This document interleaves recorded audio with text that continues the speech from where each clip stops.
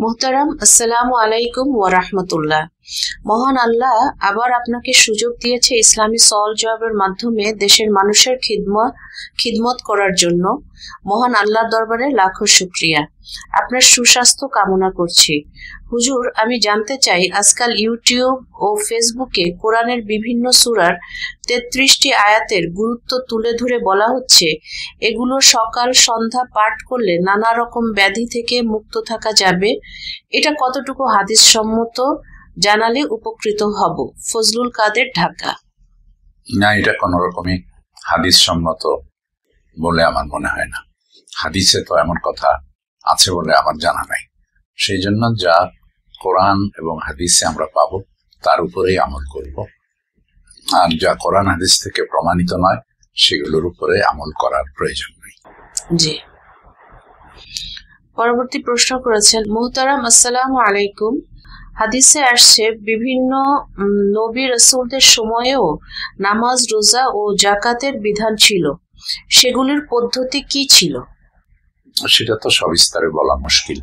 ওই পদ্ধতিগুলোর বর্ণনা আমরা যা কোরআনে পেয়েছি, হাদিসে পেয়েছি, এর বাইরে তো কোনো কিছু হতে পারে, নাও হতে পারে। এমন সব কথা আমাদের শুনতে হয় যে কথা সত্য হতে পারে, নাও হতে পারে।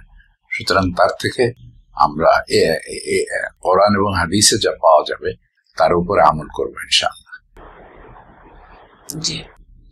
শায়কের কাছে আমার প্রশ্ন, আমি একজন ফ্রিল্যান্সার। অনেক বছর ধরে কয়েকজন আমেরিকান ক্লায়েন্টের কাজ করি, যার মধ্যে একজন একটা ভায়োলিন কোম্পানির কাজ আমাদের দিয়ে করেন।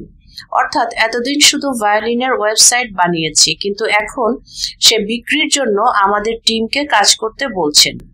এই ক্লায়েন্টের মাসিক বিল দিয়ে আমার সংসার চলে এবং আমি নিয়মিত আমার আয়ের উপর যাকাত দিয়ে থাকি, আলহামদুলিল্লাহ। আমি শুনেছি মদ আর সুদের ব্যবসার ক্ষেত্রে বা যারা জড়িত থাকবে তারা সবাই অপরাধী, কিন্তু মিউজিক্যাল ইনস্ট্রুমেন্টের ক্ষেত্রে তো সেটা বলা হয় নাই। আমি বাদ্যযন্ত্র সরাসরি বিক্রি করছি না, কিন্তু ওদের কিছু ওয়েবসাইটের মান্থলি সার্ভিস পরিচালনা করি। এমত অবস্থায় আমি কি বড় কোনো গুনাহ করছি? এই ক্লায়েন্টের কাজ ছেড়ে দিলে আমার সংসার চালাতে ভীষণ কষ্ট হতে পারে। আমি কি তার কাজটা চালিয়ে যাব? আপনি এখন চালাতে পারেন, ততক্ষণ পর্যন্ত আপনি বেটার কোনো জবের জন্য খুঁজতে থাকবেন, এবং বেটার কিছু পেয়ে গেলে একদম পিওর যে সন্দেহ মুক্ত যে সমস্ত ব্যবসা, এটা পেয়ে গেলে আপনি এটা ছেড়ে দেবেন, এবং ততক্ষণ পর্যন্ত আপনি এটার সঙ্গে জড়িত থাকতে পারেন। জি। পরবর্তী প্রশ্ন আমাদের পাইগামের এডিটর সৌরভ করেছেন।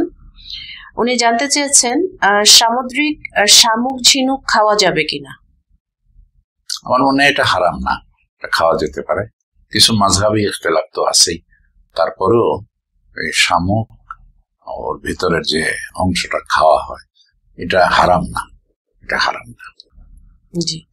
উনি আরো জানতে চেয়েছেন যে রিবা থেকে কিভাবে বেঁচে থাকতে পারি। সুদ দেওয়া যাবে না, সুদ নেওয়া যাবে না, এবং সাক্ষীও সুদের হওয়া যাবে না। এইভাবেই বেরিয়ে আসতে হবে।